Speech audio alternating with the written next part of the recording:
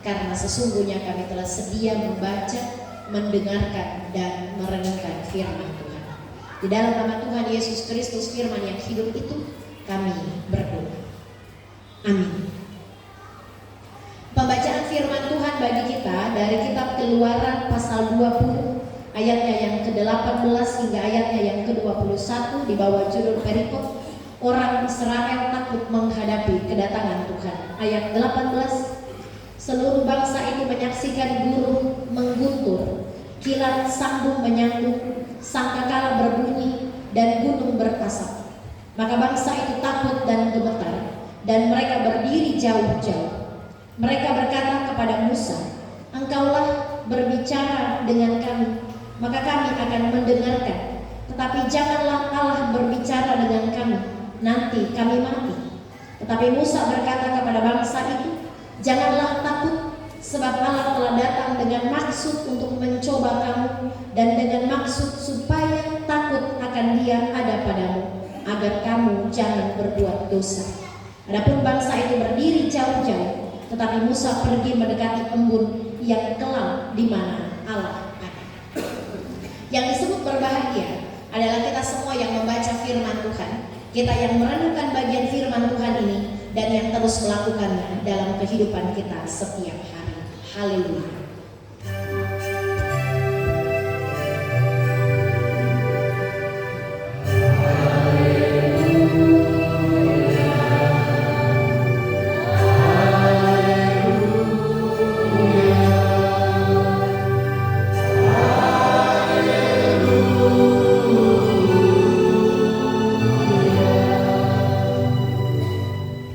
Shalom. Puji nama Tuhan, kita bersyukur Bapak dan Ibu, kita boleh ada di minggu yang terakhir di bulan Januari. Kita merayakan sukacita karena kasih Tuhan yang besar menuntun dan memberkati kita semua, sehingga hanya oleh karena kemurahan Tuhan kita boleh ada sampai pagi hari ini, dan kita mengimani bahwa nafas hidup yang Tuhan berikan bagi kita itu kita persembahkan sebagai pujian dan hormat bagi kemuliaan nama Tuhan. Saudara-saudaraku yang terkasih dan diberkati Tuhan, bacaan firman Tuhan yang keluar dari Sinode Gereja Kristen di Lubangkai melalui Komisi Pembinaan Warga Gereja minggu ini adalah kitab Keluaran pasal 20 ayatnya yang ke-18 hingga ayatnya yang ke-21, tepat setelah ke-10 firman Tuhan yang diberikan oleh Tuhan melalui Musa di Gunung Sinai. Ketika Allah datang melalui berbagai cara, melalui perhadirannya dan kedatangannya untuk memberikan 10 firman bagi bangsa Israel yang dituntun Tuhan keluar dari bangsa Mesir, dari tempat perbudakan. Sehingga kitab Keluaran yang ditulis oleh Musa di tahun 1445 sampai 1405 sebelum Masehi mengisahkan dan menuliskan tentang bagaimana tindakan Allah terhadap bangsa Israel, bagaimana Allah mengasihi bangsa Israel, dan bagaimana bangsa Israel pada akhirnya tetap tegar tengkuk terhadap Allah, sekalipun Allah penuh kasih menganugerahkan mereka kemenangan terhadap bangsa-bangsa yang melawan mereka. Dan di ayatnya yang ke-18 hingga ayatnya yang ke-21, di situ ada sebuah kisah tentang Allah Israel. Tuhan Yesus belum muncul pada saat itu, datang menjumpai bangsa Israel dan ditandai dengan ayatnya yang ke-18, kilat guru mengguntur, kilat sambung menyambung, sangkakala berbunyi, dan gunung berasap. Disitulah letak kehadiran Tuhan. Allah hadir dalam gaya, dalam rupa, dengan tanda-tanda guru, sangkakala berbunyi, kilat sambung menyambung, dan gunung berasap. Disitulah perhadiran Tuhan nyata bagi bangsa Israel pada saat itu. Tetapi yang menarik adalah Bapak Ibu perhatikan ayatnya yang ke-18. Bangsa itu takut dan gemetar, dan mereka berdiri jauh-jauh. Bangsa Israel takut, bangsa Israel gemetar ketika Tuhan menjumpai bangsa Israel. Dalam Kamus Besar Bahasa Indonesia, kata takut di ayat 18 itu scary. Di bahasa Indonesia, di bahasa Inggris, bahasa Indonesia itu seperti ngeri, ketakutan, khawatir, gelisah, sebuah ketakutan dalam peristiwa akan ada terjadi sesuatu yang negatif. Itu makna takut khusus di ayat 18. Jadi ketika Tuhan menjumpai bangsa Israel lewat gemuruh, lewat gunung yang berasap, lewat guntur yang sahut menyahut, kilat yang sambung menyambung, sangkakala berbunyi, bangsa Israel takut karena mereka takut mati. Sehingga di ayatnya yang ke-19, kalau Allah berbicara dengan kami, nanti kami mati. Segitu takutnya akan kuasa Tuhan, segitu khawatirnya dengan kekuasaan Tuhan, sehingga bangsa Israel tahu betul kalau Allah yang langsung bicara kepada mereka, mereka mati. Tetapi mereka tidak dengarkan juga apa yang dikatakan Musa melalui perantaraan Allah. Ini mungkin menjadi teguran bagi kita. Kita takut kalau Allah langsung berbicara dengan kita, kita akan mati. Tapi kalau majelis yang sampaikan firman Tuhan membau-bau, kalau pendeta yang bilang jago-jago, apa begitu ya? Tapi kalau Tuhan yang bicara, takut juga mati. Takut nggak Bapak dan Ibu kalau Tuhan tiba-tiba datang hari ini? Takut mati. Tapi kalau pendeta menegur firman, majelis bilang firman, tersinggung, marah, dan lain sebagainya. Ini sama dengan tindakan bangsa Israel. Kita takut Allah berbicara langsung karena kita takut mati, sehingga kita takut, khawatir, gentar, berdiri jauh-jauh supaya kita tidak kena dalam kemuliaan Allah yang besar yang membabat kehidupan bangsa Israel pada zaman itu. Takut di ayat 18 adalah gemetar, khawatir, gelisah, ngeri terhadap kemuliaan Allah dan kekuasaan Allah yang besar. Tetapi di ayatnya yang ke-20, Musa berkata kepada bangsa itu, janganlah takut, sebab Allah datang dengan maksud untuk mencoba kamu, dan dengan maksud supaya takut akan Dia ada padamu, agar kamu jangan berbuat dosa. Takut di ayat 20, takut akan Dia ada padamu. Takut dalam pengertian Kamus Besar Bahasa Indonesia, poin kedua. Takut di sini punya pengertian hormat, patuh, segan, taat, dan menghormati apa yang lebih besar daripada kita. Sehingga tema perenungan firman Tuhan hari ini adalah takut akan Tuhan agar tidak takut terhadap hidup yang penuh dengan misteri. Takut akan Tuhan dalam ayat 20 adalah takut dalam pengertian kita hormat, kita patuh, kita segan, kita mentaati, kita menghormati Tuhan sebagai satu-satunya sumber hidup, satu-satunya sumber rahmat, satu-satunya sumber kekuatan, satu-satunya sumber perlindungan, satu-satunya sumber harapan hidup di tengah kemelut hidup, pergumulan, tantangan, persoalan yang dapat merintangi kehidupan kita. Nah, takut punya dua pengertian. Takut secara jasmani, ngeri, khawatir, gelisah, ketakutan dalam pengertian negatif, dan takut dalam pengertian positif, hormat, tunduk, menghargai, taat, dan patuh terhadap Tuhan, sumber segala keselamatan.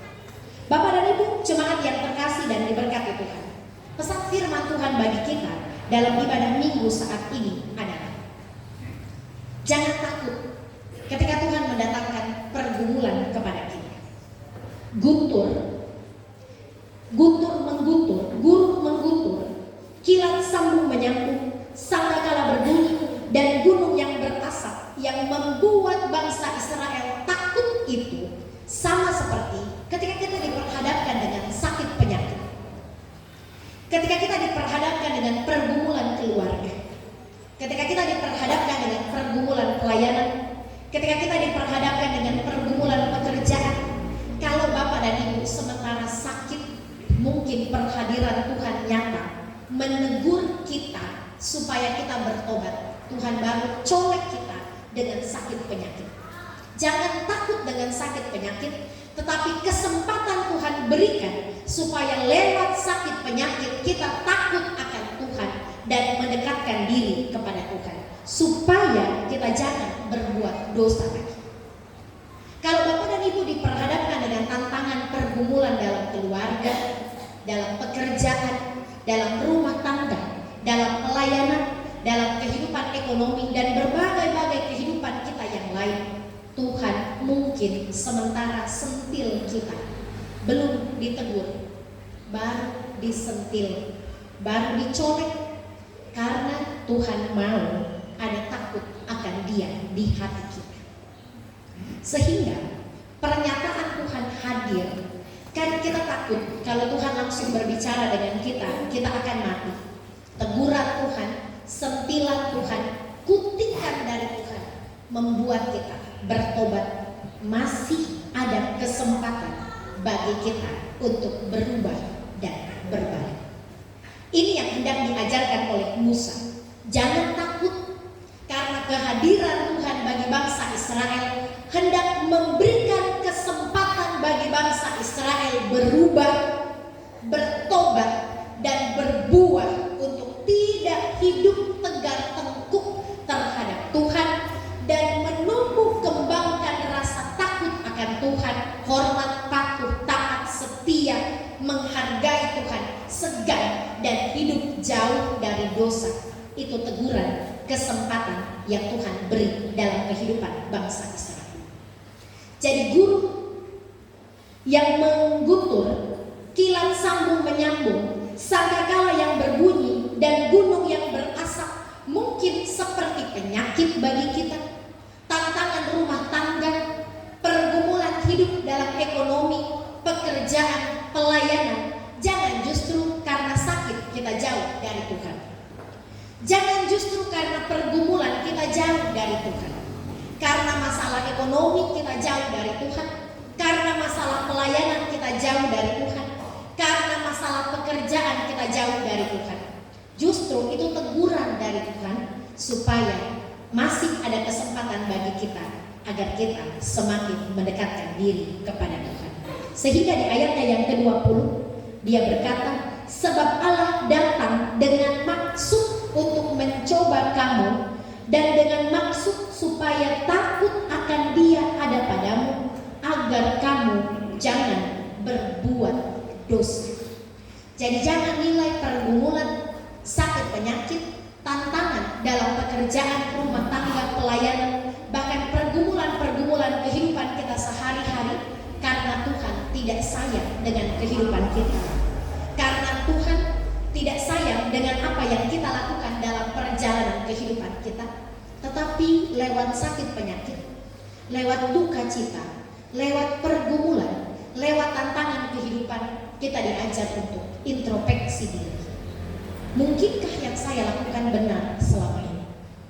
Mungkinkah yang saya kerjakan benar untuk pujian bagi nama Tuhan? Apakah yang saya lakukan untuk menunjukkan siapa aku, bukan siapa Dia? Apakah yang saya kerjakan benar untuk menunjukkan siapa Tuhan, bukan siapa saya? Sehingga bukan keakuan yang muncul, tetapi Dia yang semakin besar dalam pemberitaan dan pekerjaan yang kita kerjakan dalam perjalanan kehidupan kita. Justru lewat sakit penyakit, lewat pergumulan, lewat tantangan hidup, lewat persoalan-persoalan yang sementara ini sedang kita hadapi dalam perjalanan hidup kita di hari yang ke-28 di tahun yang baru 2024, Tuhan masih beri kesempatan bagi kita untuk bertobat, berubah, berbalik dari jalan lama yang menyesatkan kita kembali ke jalan Tuhan yang benar, supaya takut akan Tuhan ada pada kita. Saudara-saudara yang terkasih dan diberkati Tuhan, dalam iman kita mempercayai bahwa sakit, pergumulan, duka cita, tantangan hidup ini adalah bagian dalam pembentukan Tuhan untuk membuat kita semakin mendekatkan diri kepada Tuhan. Yuk berubah.